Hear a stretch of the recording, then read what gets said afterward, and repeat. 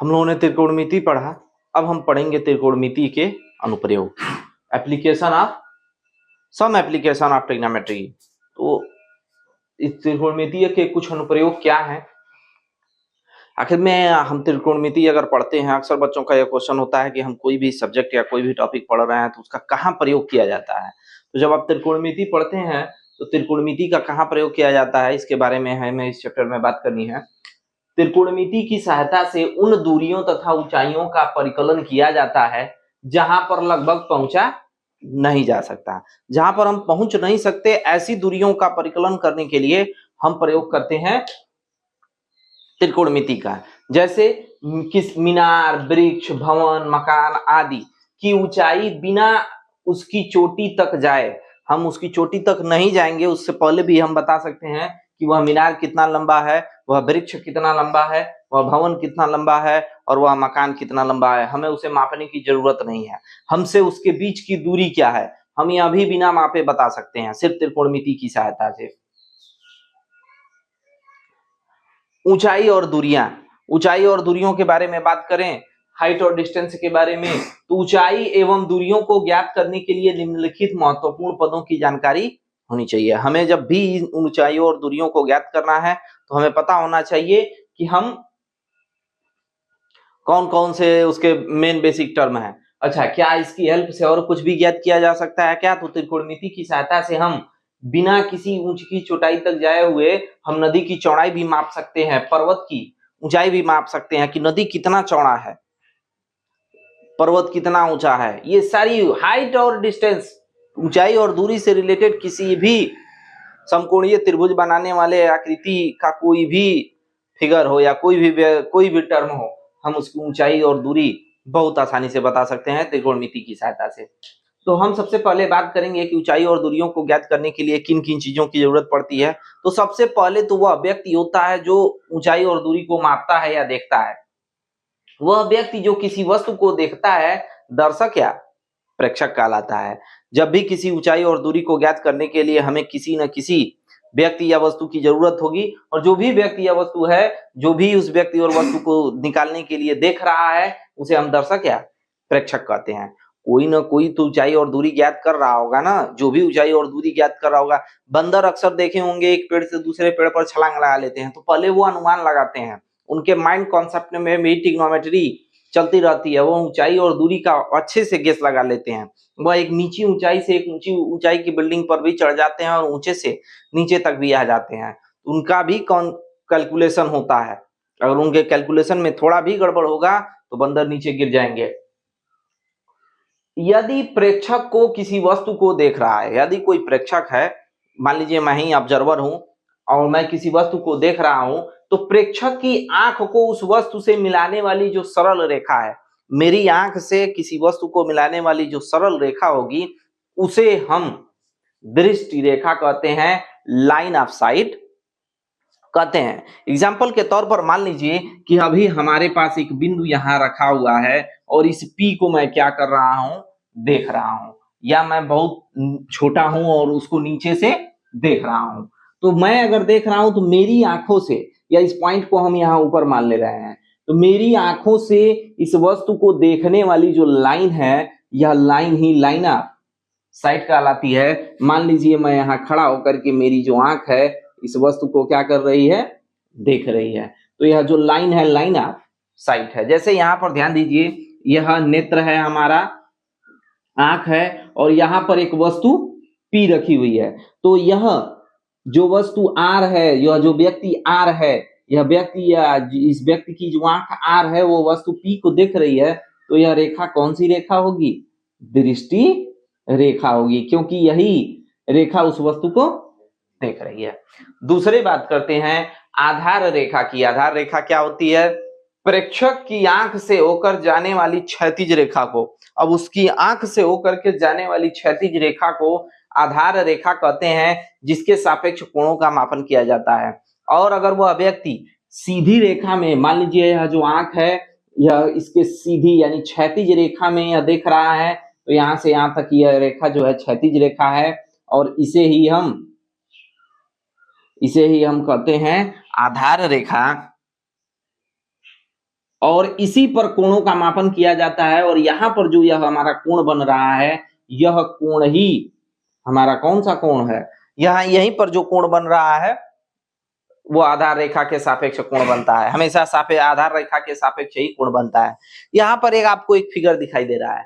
हम दो बातें होती हैं, एक तो ऐसा होता है कि मान लीजिए कोई व्यक्ति छत पर है तो ऐसा है, या कोई वस्तु छत पर है तो हम नीचे से ऊपर की तरफ देखते हैं। अगर हम नीचे से ऊपर की तरफ देख रहे हैं, प्रेक्षक यानी ऑब्जर्वर नीचे है और वस्तु कहाँ है, ऊपर है, ऐसी स्थिति में अगर कोण बन रहा है तो इसी कोण को हम क्या कहते हैं, उन्नत कोण या उन्नयन कोण कहते हैं।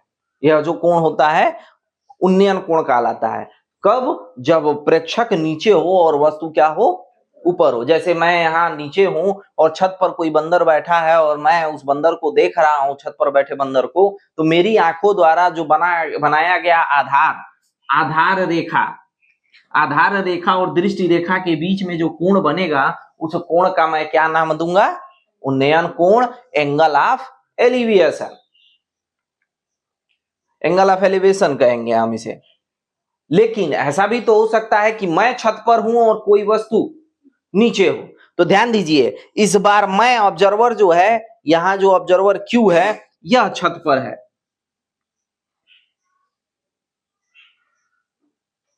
यह जो ऑब्जर्वर है यहाँ हमारी जो नेत्र है, आंख जो है, यह अब छत पर है और वस्तु कहाँ है, नीचे है। तो अब जो वस्तु है ऊपर से मैं कहाँ देख रहा हूं, नीचे देख रहा हूं, तो मेरी आंखों से एक क्षैतिज रेखा बनेगी। इसी रेखा का नाम हम कहेंगे आधार रेखा, और जिस रेखा से मैं उस वस्तु को देख रहा हूं उसे मैं कहूंगा दृष्टि रेखा।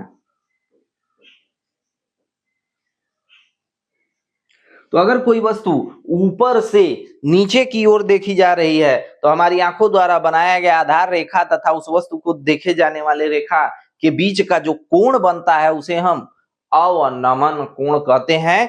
फाई से उसे हम प्रदर्शित करते हैं। तो आप हमेशा एक बात याद रखें, जब भी आप पर प्रश्न पूछेगा तो उस समय मैं क्वेश्चन में आपको याद दिलाऊंगा कि हाँ, कोई वस्तु नीचे से ऊपर देखी जा रही है कि ऊपर से नीचे देखी जा रही है। अगर नीचे से ऊपर देखी जा रही है तो हमारा कोण कौन सा होगा, एंगल ऑफ एलिवेशन यानी उन्नयन कोण होगा। और कोई वस्तु अगर ऊपर से नीचे देखी जा रही है तो उस समय जो हमारा कोण बनेगा उसे हम अवनमन कोण कहेंगे।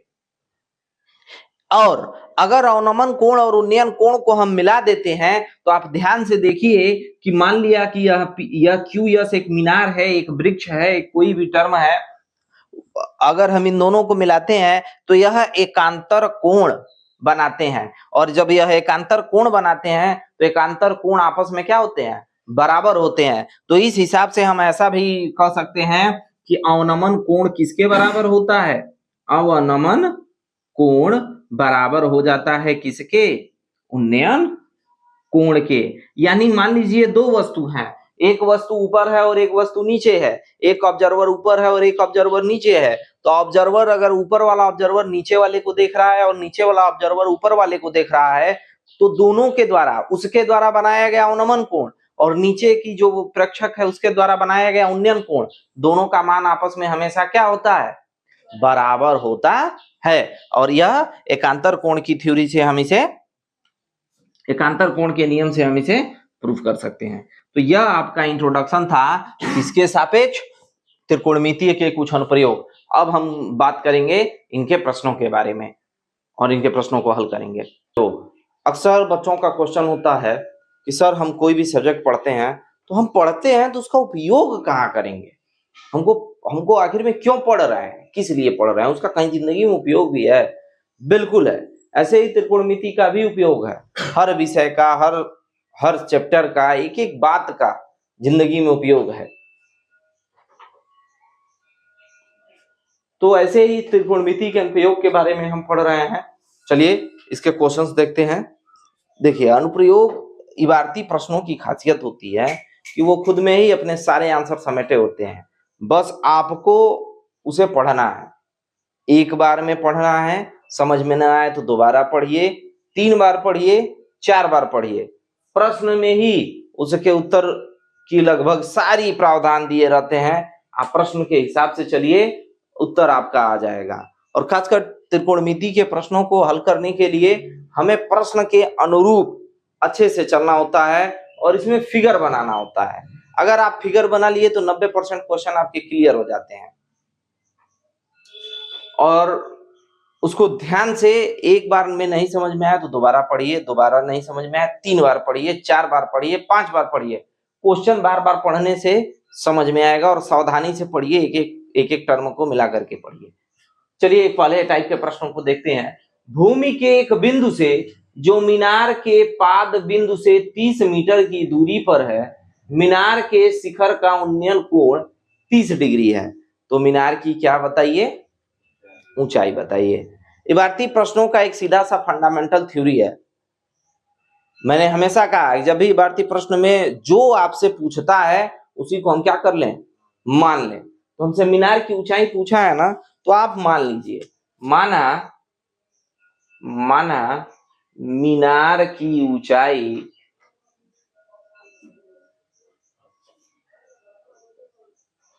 मीनार का नाम दे दीजिए ए बी बराबर x मीटर,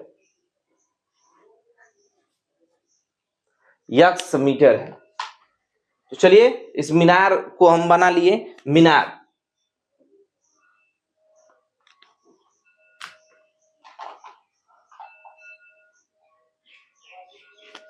यह जो हमारा मीनार है इसका नाम हमने दे दिया ए बी। ये मीनार का पाद बिंदु है और ये सिरा है। अब प्रश्न के अनुसार क्या कह रहा है?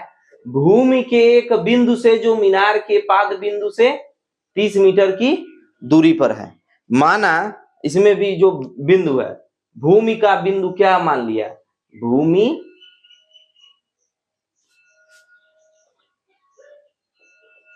भूमि का एक बिंदु,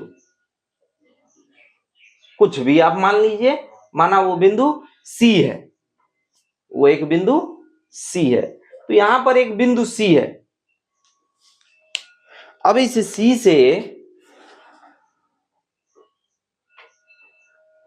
से कह रहा है कि मीनार के शिखर का उन्नयन कोण, भूमि के बिंदु से मीनार के शिखर का उन्नयन कोण। हम लोगों ने 2 कोणों की बात की, उन्नयन और अवनमन। हम जब नीचे से किसी वस्तु को ऊपर की तरफ देखते हैं तो हमारी आंखों द्वारा बनाया गया कोण उन्नयन कोण कहलाता है। यही बात आपको समझनी है कि नीचे से ऊपर देखा जा रहा है तो ये उन्नयन कोण ऐसे डेविएट होगा। तो यहां जो उन्नयन कोण बन रहा है वो क्या है? 30 अंश। तो जो दिया है उसको हम नोट भी कर लें। क्या है दिया है? भूमि के बिंदु से मीनार के पाद बिंदु, कहीं मैं कुछ दूसरे जगह से नहीं लिख रहा, ध्यान से देखिए। भूमि के बिंदु से मीनार के पाद बिंदु की दूरी कितनी है? दूरी, यह दूरी देखिए, भूमि का बिंदु यहां है और मीनार का पाद बिंदु यहां है। इन दोनों के बीच की दूरी कितना दे रखा है आपका?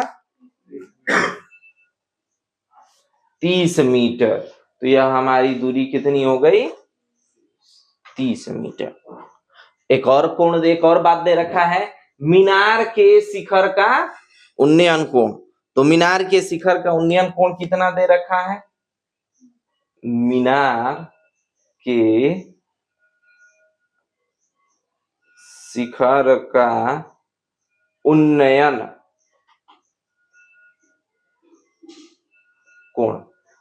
कोण मैंने कहा, ध्यान दीजिए, ऊपर से नीचे से ऊपर की तरफ। तो नीचे BCA, यहां देखिए BCA, एंगल BCA बराबर कितना डिग्री? 30 डिग्री। हमें क्या बताना है? हमें बताना है मीनार की ऊंचाई, जिसको हमने क्या माना है, यक्स। अब त्रिकोणमितीय अनुपात में आप आइए। त्रिकोणमितीय अनुपात में ऐसा कौन सा फार्मूला त्रिकोणमितीय अनुपात का है जो लंब और आधार का हो। देखिए ये लंब है और ये आधार है, तो लंब और आधार का कौन सा फार्मूला त्रिकोणमितीय अनुपात फॉलो करता है। त्रिकोणमितीय का कौन सा अनुपात, टेंजेंट थीटा, यानी tan थीटा बराबर लंब बटा आधार। तो बस ये BCA कोण BCA यानी थीटा बराबर एंगल BCA बराबर 30 अंश। तो समकोण त्रिभुज ABC में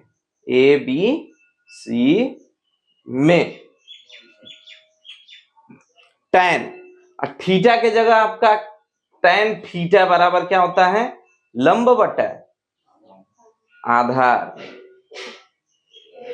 ध्यान दीजिए tan के जगह आपका tan ही रहेगा, और थीटा कितना डिग्री है, 30 डिग्री। लंब कितना है, यक्स है, और आधार कितना है, आधार आपका 30 है। tan 30 अंश का मान कितना होता है, tan 30 अंश का मान होता है 1 बटा कणी में 3 यक्स बटा 30। इसलिए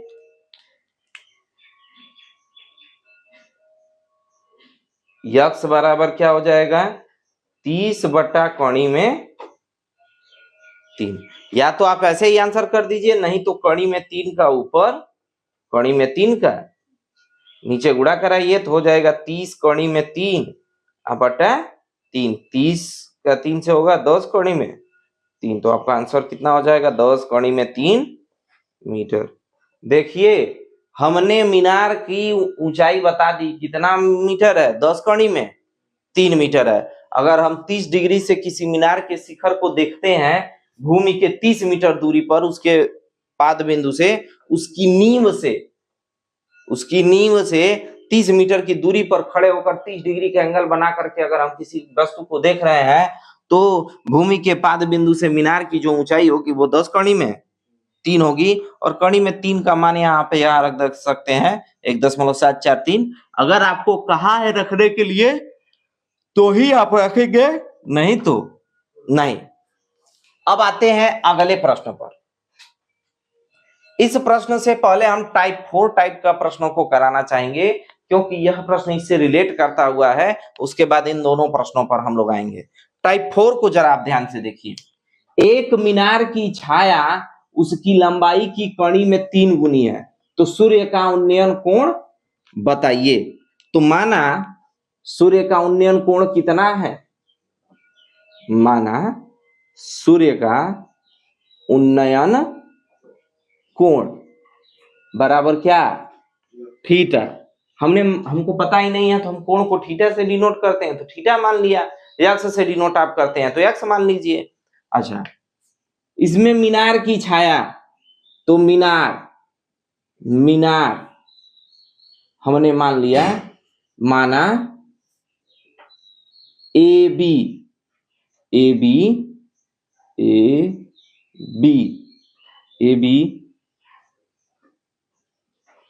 एक मीनार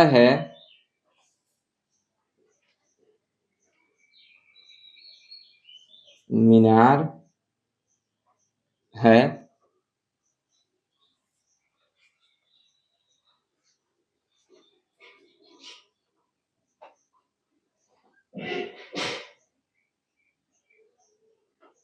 तो ये भी हमारा एक मीनार हो गया। और समझ जाइए कि अगर सूर्य इधर होगा, अगर यह सूर्य इधर है तो ही ना यह इसके सिरे पर प्रकाश डालेगा तो इसकी परछाई बनेगी।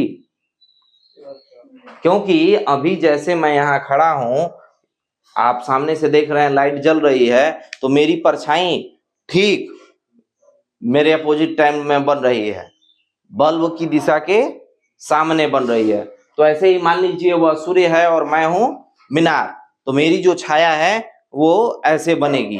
तो उसकी भी छाया, अगर सूर्य यहाँ है, सूर्य यहाँ पर है, तो छाया जो है उसकी लाइट की यहाँ बन रही है, और वो जो है हमने ऐसे बना लिया।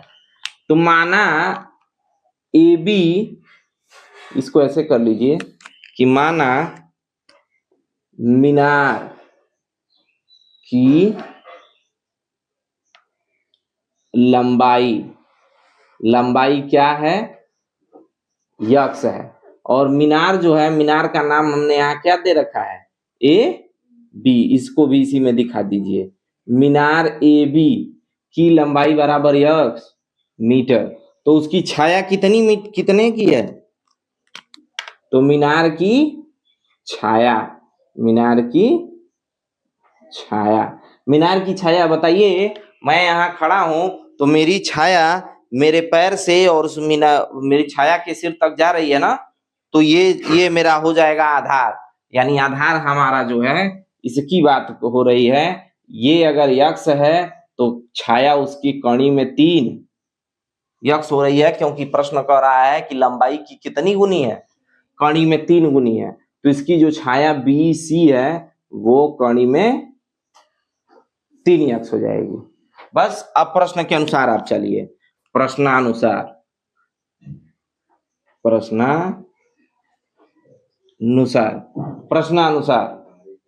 हमने चल दिया। अब ये समकोण त्रिभुज बना रहा है, समकोण त्रिभुज ए बी सी में ध्यान दीजिए, हमको किस किस चीज का रिलेशन दिया हुआ है यहाँ पर, लंब और आधार का। लंब और आधार किसमें बनता है, tan थीटा में, tan थीटा बराबर लंब बटा आधार। अगर आप ध्यान से देखेंगे तो लंब कितना है आपका यक्स, और आधार कितना है, कणी में 3 यक्स, यक्स से यक्स कैंसिल हो जाएगा, तो आपका बचेगा tan थीटा बराबर 1 बटा कणी में 3। tan कितने अंश का मान 1 बटा 3 होता है, tan 30 अंश का मान 1 बटा कणी में 3 होता है, तो इसलिए थीटा बराबर कितना हो जाएगा, 30। अब हम आते हैं टाइप नंबर 2 पर। इसे ध्यान से देखिए, ये काफी इंटरेस्टिंग क्वेश्चन है और इस समय के मौसम से रिलेट करता हुआ है कि आंधी आने से एक पेड़ टूट जाता है। समझ जाइए कि वो आपका ही पेड़ है और वो पेड़ की लंबाई क्या है, ए बी है। हमको बताना है पेड़ की ऊंचाई, तो जो पूछता है उसी को क्या कर लेते हैं, मान लेते हैं। अब मेरी थ्योरी पर चलिए, हम कभी फेल नहीं होंगे। माना मीनार की, नहीं पेड़ है ना, माना पेड़ की ऊंचाई, पेड़ कितना ऊंचा है, ए बी है कि नहीं है, ए बी हमने क्या मान लिया, यक्स मीटर।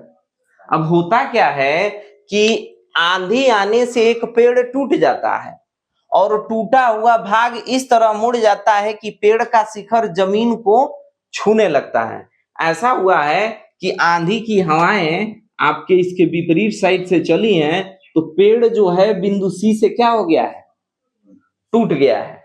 और जब यह बिंदु सी से टूटा है तो यह टूट करके जो ए वाला सिरा था आपका, यह जो ए का सिरा आपका दिखाई दे रहा था, यही सिरा अब सी से आगे कहां हो गया है,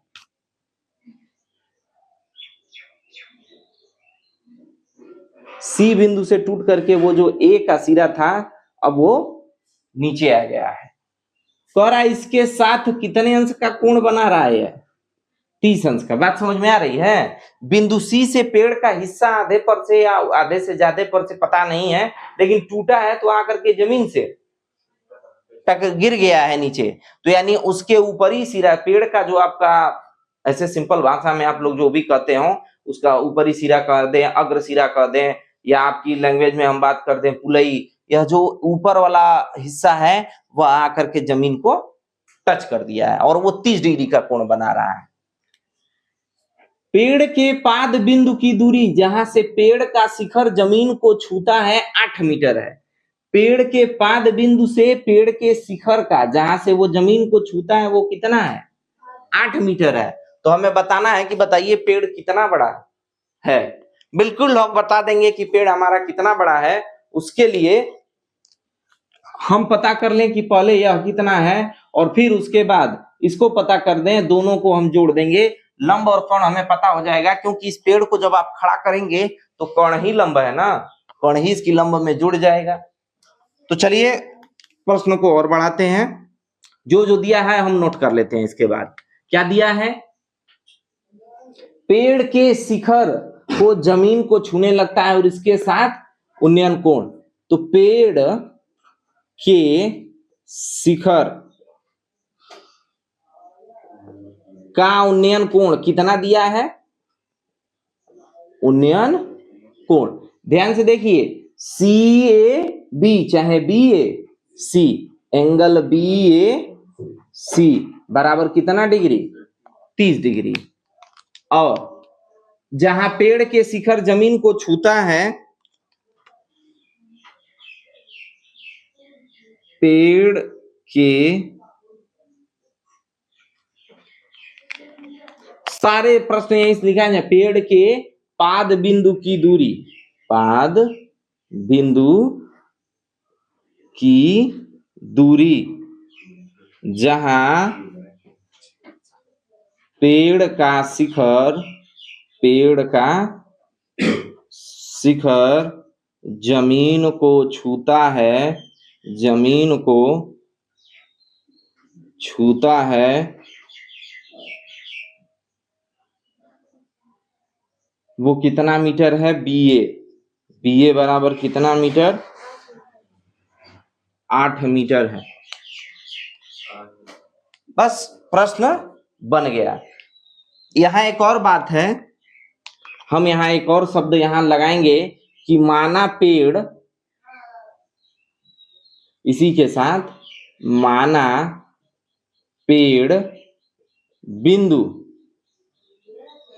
सी से टूटा है। क्योंकि आप जो जो बातें करते हैं फिगर के साथ, जो जो बातें आप समझते हैं उसे ही आपको लिखना होता है।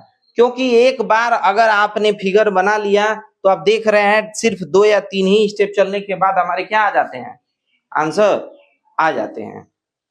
तो अब हमारा फिगर बन चुका है।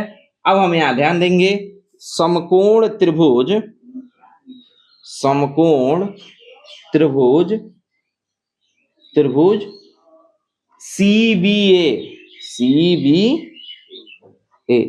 तो सीबीए में ध्यान दीजिए, ये हमारा लंब है और पेड़ की ऊंचाई हमने कितना मान रखा है, यक्स। तो ये हमारा लंब है और ये आधार है। तो लंब और आधार का रिलेशन किसके साथ आता है, tan के साथ। तो tan बराबर क्या हो जाएगा, tan थीटा बराबर लंब बटा आधार। आपका लंब कितना दे रखा है, लंब आपका बी से सी है, क्योंकि त्रिभुज आपका बीसीए है।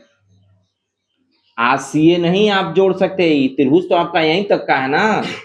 तो लंब बटा आधार, लंब है बीसी और आधार है एबी। बीसी हमें नहीं पता है, बीसी को हम ऐसे ही छोड़ देंगे।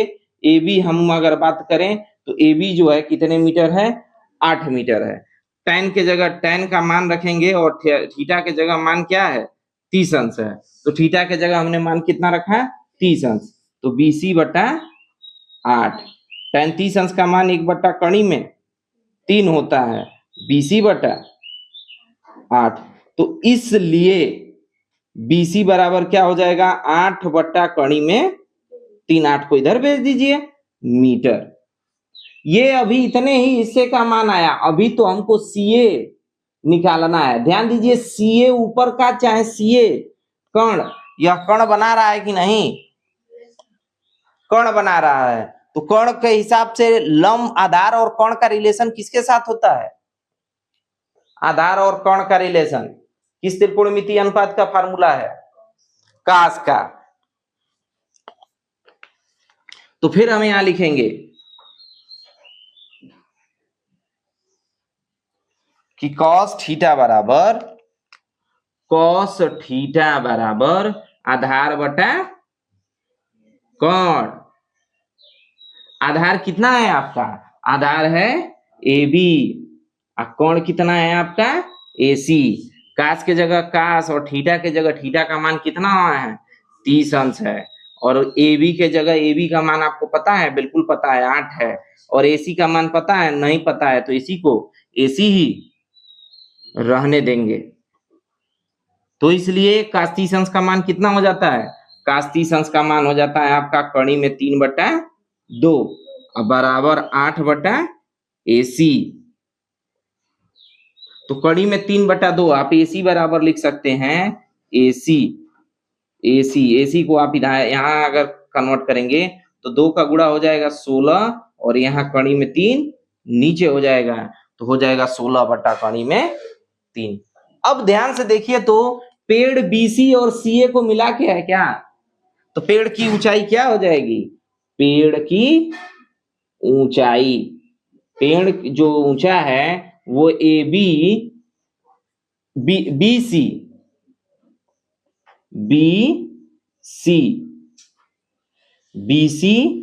प्लस AC है, तो BC आपका कितना आया है, BC आया है आपका 8 बटा कड़ी में 3 और AC कितना आया है 16 बटा कड़ी में 3। 16 और 8 आपका हो जाएगा 24 बटा कड़ी में 3। 24 का नीचे गुणा, कड़ी में 3 का नीचे गुणा और कड़ी में 3 का ऊपर गुणा, तो जब आप इसका गुणा कराएंगे तो ये हो जाएगा 24 कड़ी में 3 बटा 3।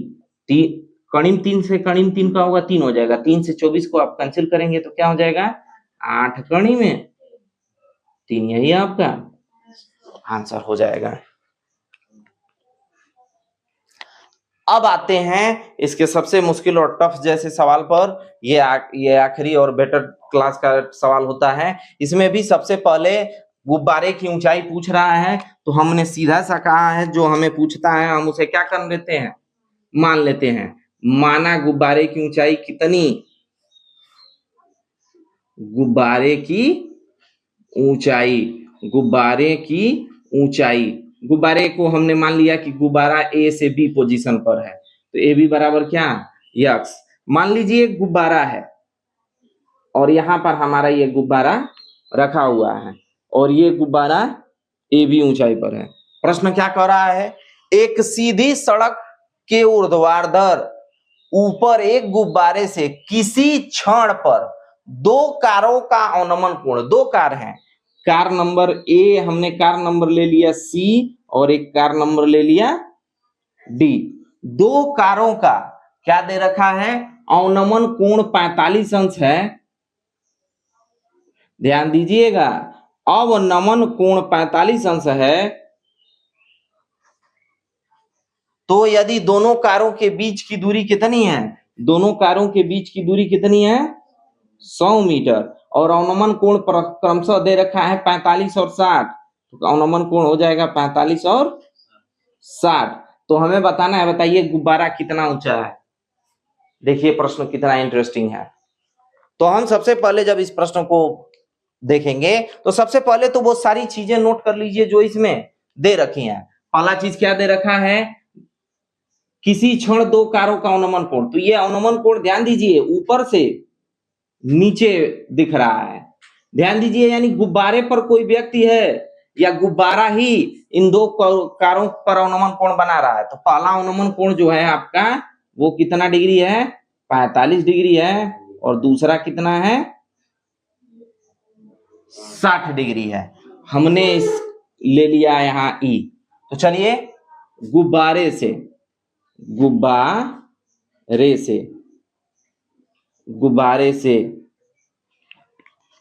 पहले कार,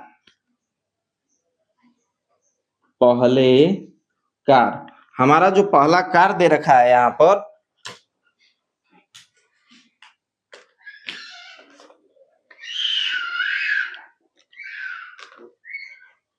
जो पहला कार दे रखा है हमने उस पहले कार को मान लिया कि हमारा वो पहला कार जो है D है। पहला कार D का अवनमन कोण, ध्यान दीजिए अवनमन कोण है EAD, एंगल EAD बराबर, अवनमन कोण बराबर क्या होता है उन्नयन कोण होता है। तो ध्यान से देखिए, इसका उन्नयन कोण भी बन रहा है। EAD इसका अवनमन कोण हो गया और ADB क्या हो गया, इसका उन्नयन कोण हो गया ADB। क्योंकि अवनमन कोण पर हमारा त्रिभुज नहीं बन सकता तो हम उस पर फार्मूला नहीं लगा सकते। तो ADB बराबर कितना अंश, 45 अंश। अब दूसरे कार्य की बात करेंगे। दूसरे कार, दूसरा कार हमने मान लिया है C। दूसरे कार C का अवनमन कोण, अवनमन कोण, अवनमन कोण हो जाएगा आपका EAC, एंगल EAC बराबर क्या, उन्नयन कोण। और उन्नयन कोण आप ध्यान से देखिए ACB है। अक्सर 90% बच्चे इस फिगर को बनाते समय गलती करते हैं। आप एक बात बताइए कि सर हम कोण कौन सा लें। तो पहली बात, अगर आपने पहला कार लिया है तो पहला कोण कितना बन रहा है, 45, तो ये 45 हो गया। दूसरा कार बाद में लिया है तो दूसरा कार क्या बन रहा है, 60। और इससे भी अगर आपको न समझ में आए तो आप समझ जाइए कि इस दीवार की तरफ हम आ रहे हैं। तो जब हम दूर रहेंगे तो हमारा कोण छोटा होगा कि बड़ा होगा, छोटा होगा।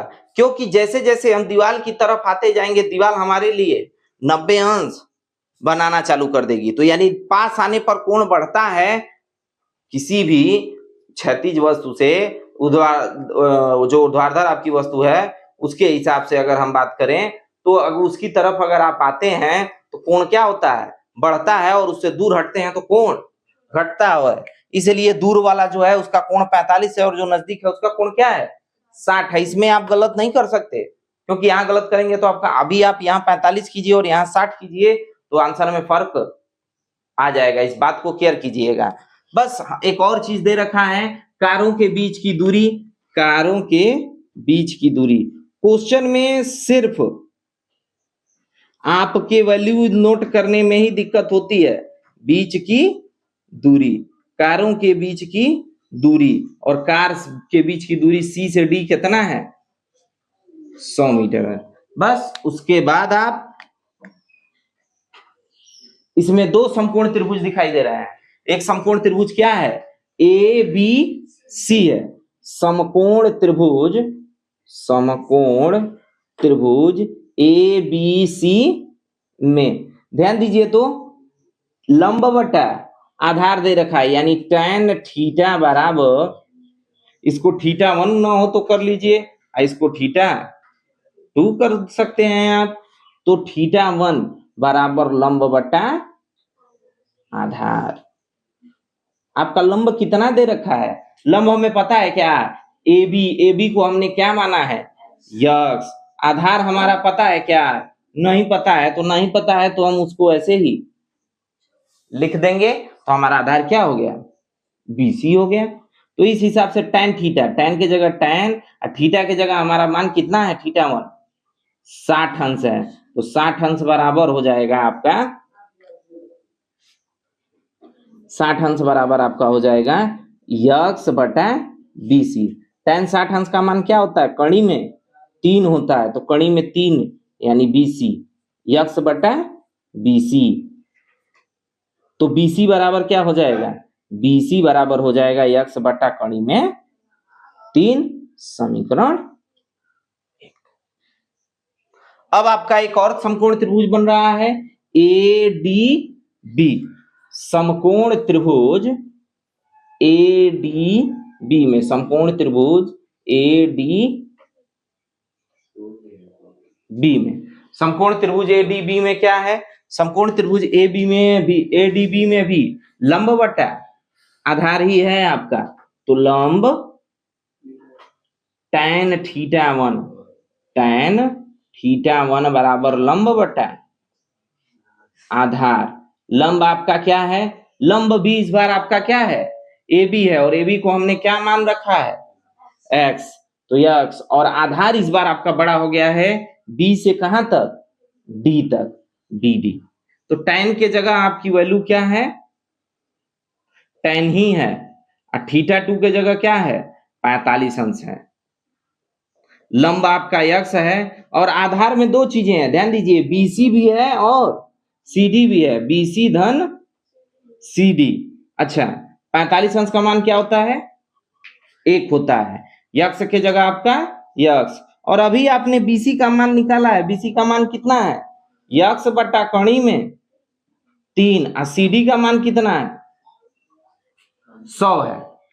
तो चलिए अब इसको हम सॉल्व करेंगे, अभी हमारा आंसर आ जाएगा, यह हो जाएगा 1, या इसको ही आप क्रॉस मल्टीप्लीकेशन करा देंगे तो हो जाएगा x बट्टा कणी में 3 plus 100 is equal to x बराबर x इधर आएगा प्लस x इधर, इसको हम भेज सकते हैं उधर, चाहे इसी को ले आ सकते हैं हम इधर।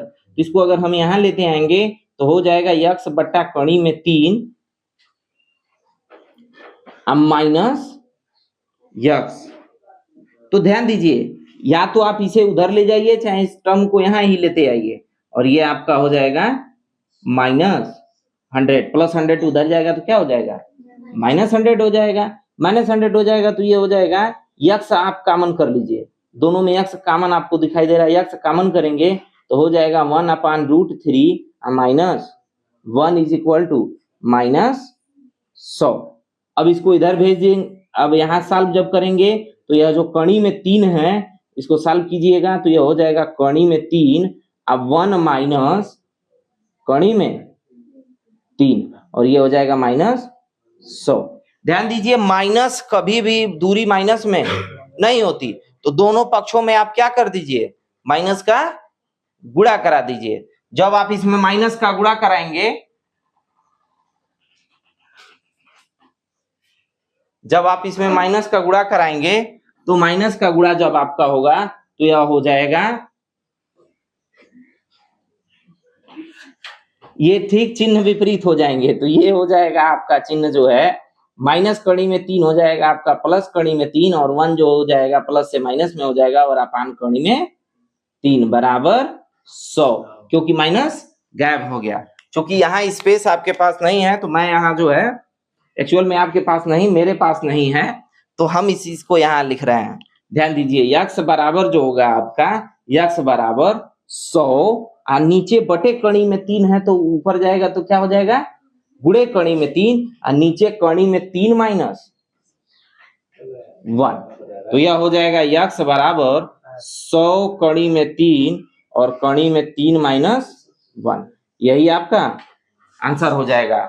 लेकिन कई बार प्रश्न पत्रों में यह आंसर ऐसे नहीं देता है, इसके जगह आपको कड़ी में 3 + 1 का ऊपर और कड़ी में 3 - 1 3 + 1 का नीचे गुणा कराना होगा संयुग्मी का, तब जाकर के आपका आंसर आता है। तो ऐसे आपका आंसर आएगा।